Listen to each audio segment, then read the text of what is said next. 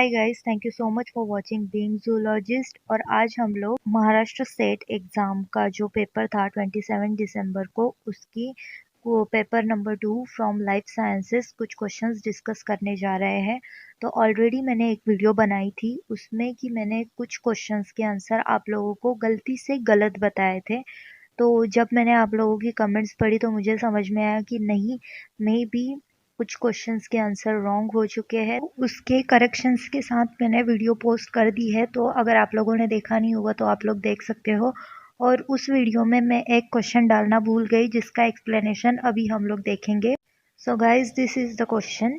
What is the normal role of restriction enzyme in bacterial cells? तो इसका मैंने आप लोगों को आंसर बताया था, option number A, to degrade the bacterial chromosome into small pieces during replication। लेकिन गाइज इसका आंसर ए नहीं हो सकता, इसका answer will be to degrade invading phage DNA. तो ये काम होता है रेस्ट्रिक्शन एंजाइम का, और मैंने गलती से आप लोगों को ए ऑप्शन बताया था।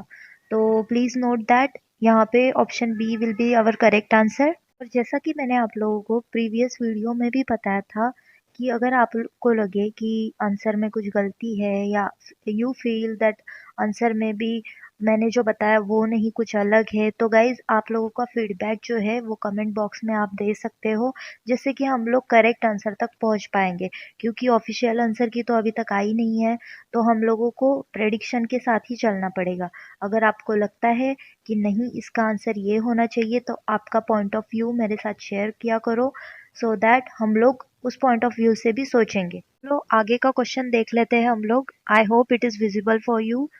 The absorbance A of an 5 into 10 raised to minus 4 molar solution of an amino acid tyrosine at a wavelength of 280 nanometer is 0.75.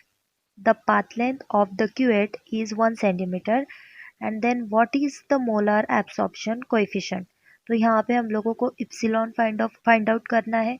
तो इसका फॉर्मूला अगर पता है तो ये चीज़ 2 मिनट में सॉल्व हो जाएगी। तो पहले हम लोग गिवन देख लेते हैं क्या क्या दिया हुआ है। So our absorbance is 0.75, concentration is 5 into 10⁻⁻⁴ molar, length दिया हुआ है क्यूएट का विच इज़ एल 1 सेंटीमीटर। तो अभी एब्सॉर्बेंस का फॉर्मूला क्या है? Absorbance is equal to epsilon into concentration into length of the cuvette, and epsilon is what? Epsilon हम लोगों को फाइंड आउट करना है, दैट इज एब्सॉर्प्शन कोएफिशिएंट। तो इसको हम लोग साइड में कर लेते हैं। तो हमारा फॉर्मूला कुछ इस तरह से दिखेगा। अभी हम लोग सब वैल्यूज पुट करके देखते हैं। तो हमारा आंसर आएगा 1500 per molar per centimetre, and which is seen in option number B. So यहाँ पे ऑप्शन बी करेक्ट हो जाएगा। Moving to the next question. Secondary conformation of a globular protein in a solution can be best determined by। तो guys secondary conformation बोला है तो obviously इसका answer होगा सर्कुलर डाइक्रोइज्म, क्योंकि सेकेंडरी स्ट्रक्चर मोस्ट कॉमनली हम लोग डिटरमाइन करते हैं सर्कुलर डाइक्रोइज्म से। Next question. The transmission from mitotically dividing spermatogonia to meiotically dividing spermatocytes is promoted by. तो भाई इसका आंसर रहेगा आपका option number C, stem cell factor. तो I am not sure about it. अगर आप लोगों को पता होगा या फिर आप लोगों को कुछ और आंसर लगता है तो आप लोग कमेंट में मुझे बता सकते हो। इस पर्टिकुलर क्वेश्चन में मैंने ऑप्शन एलिमिनेशन मेथड यूज़ किया है। तो जो आंसर इसका डेफिनेटली नहीं हो सकता उसको मैंने एलिमिनेट करके एक ही हमारे पास आंसर आ रहा है which is stem cell factor, क्योंकि रेटिनोइक एसिड तो नहीं होगा, नर्व ग्रोथ फैक्टर भी नहीं हो सकता है, और गिलियल डिराइव न्यूरोट्रॉपिक फैक्टर भी नहीं हो सकता है। तो I feel stem cell factor, लेकिन हम लोग 100% श्योरिटी के साथ नहीं कह सकते, सो इसको थोड़ा साइड में रखते हैं। और आप लोगों में से किसी को अगर पता होगा तो आप लोग अपना कमेंट बॉक्स में आंसर लिख सकते हो। Next question. यहाँ पे आप लोगों को नर्व इम्पल्स के बारे में पूछा गया है। तो first option is can propagate in both the direction in an axon, can propagate from axon hillock towards terminal only, third में दिया गया है can not propagate from terminal towards the soma, और डी में दिया गया है can propagate in an injured neuron only. तो गाइज इसका आंसर मेरे ख्याल से होना चाहिए can propagate from axon hillock towards terminal only, और बाकी के जो ऑप्शंस है वो बहुत ही इररिलेवेंट है। सो हमारा ऑप्शन करेक्ट रहेगा option number B. Next question, which of the following sequence of a biomass is not correct. तो गाइज ये हो गया आपका मेमोरी बेस्ड क्वेश्चन। अगर आपको पता है तो आप कर सकते हो या फिर नहीं कर सकते, लेकिन महाराष्ट्र सेट की एक पॉजिटिव बात ये होती है एग्ज़ाम की कि हम लोगों को निगेटिव मार्किंग नहीं होती है। तो जो भी आप लोगों को आंसर लगे वो आप लोग फिल कर सकते हो और उससे आपकी जो है निगेटिव मार्किंग नहीं होगी।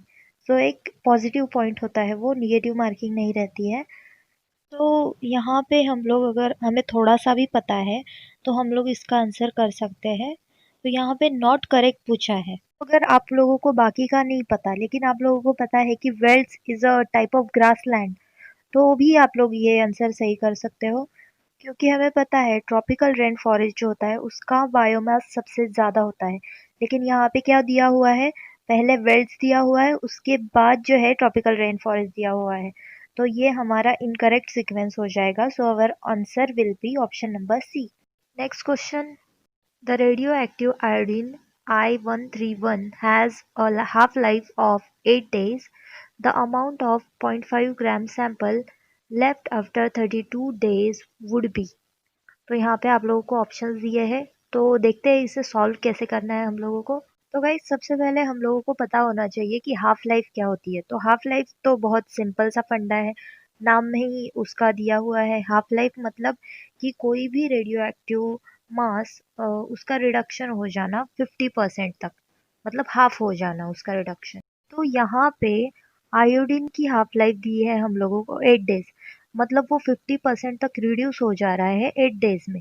और हमें बताना है कि 32 डेज में उसका अमाउंट कितना रहेगा, और सैंपल का टोटल अमाउंट हम लोगों को दिया है 0.5 ग्राम। ठीक है, तो सबसे पहले हम लोगों को 0.5 ग्राम को जो है वो मिलीग्राम में कन्वर्ट करना पड़ेगा। So 0.5 gram is equal to 500 milligram हो गया इतना। अभी हम लोगों को पता है यहाँ पे दिया हुआ है कि हाफ लाइफ जो है वो 8 डेज है और हमें 32 डेज तक जाना है। तो हम लोग 8 से स्टार्ट करते हैं। 500 मिलीग्राम इनिशियल था, तो after 8 days it will be 250 milligram, right. और उसके बाद फिर हम लोग 8 डेज ऐड करेंगे, 16 डेज बाद कितना हो जाएगा 125 मिलीग्राम। और उसके बाद 24 डेज में कितना होगा 62.5 मिलीग्राम, राइट। और फिर फाइनली 32 डेज बाद हम लोगों को कितना देखने को मिलेगा 31.25 मिलीग्राम। और यही होगा हमारा आंसर, जो कि यहाँ पे हम लोगों को दिख रहा है ऑप्शन नंबर 3 में। आई होप कि ये क्वेश्चन आप लोगों को समझ में आ गया होगा कि कैसे सॉल्व करना है। और इस टाइप के क्वेश्चंस आते रहते हैं, सो ये इजी होता है, बस एक बार कंसेप्ट हम लोगों को समझ में आ जाना चाहिए। तो हाफ लाइफ क्या होता है ये पता होना चाहिए, जो कि मैंने आप लोगों को बता दिया। और बस फिर कितने डेज दिए हैं उससे हम लोगों को उसको एडजस्ट करना पड़ता है। So that's it for today guys. और कुछ क्वेश्चंस हम लोग डिस्कस करेंगे ही नेक्स्ट वीडियो में। तब तक के लिए stay motivated, stay focus and keep learning, and don't forget to like, share and subscribe if you are liking my content, and be the part of Being Zoologist family so that you can be updated with my all new updates, और we can say जो भी मेरी new videos आएगी उससे आप लोगों को notification मिल जाएगा। So okay then, bye bye, take care.